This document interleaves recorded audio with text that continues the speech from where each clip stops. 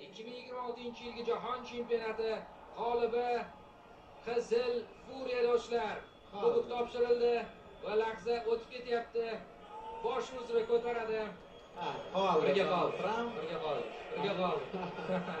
Amerika Qo'shma Shtatlari prezidenti. Raqsi bor ular. Infantino ham shu yerda.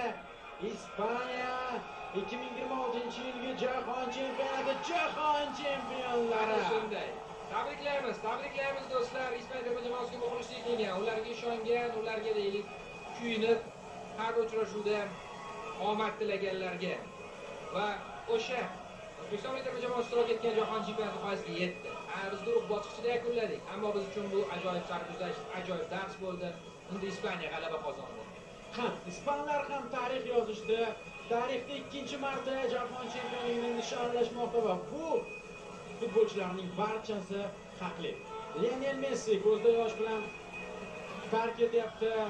Unga butun futbol muxlislari nomidan minnatdorchilik bildiramiz. Butun futbol nomidan minnatdorlik bildiramiz.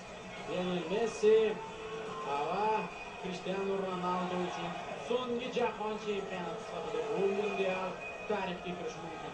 Qachondir Ispaniya chempionligi ham esdan chiqib ketishi mumkin. Chunki mana bu ikki inson uchun so'nggi mundial sifatida ko'proq eslanishi mumkin bu Jahon chempionati.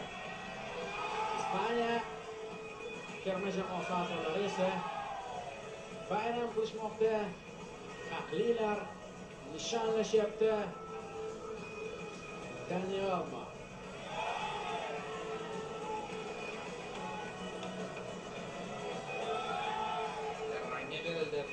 Ajoyib turnirni ortda qoldirdik.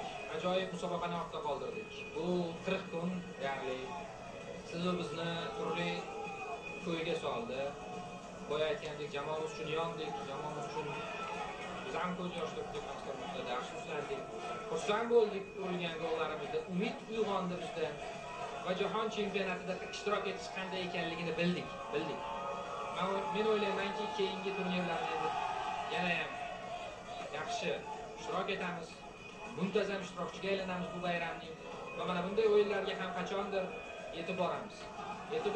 Aniq yetib boramiz. Men ishonaman, shu kunlarni ko'ramiz. Va Ispaniya tarix yozishda davom etadi.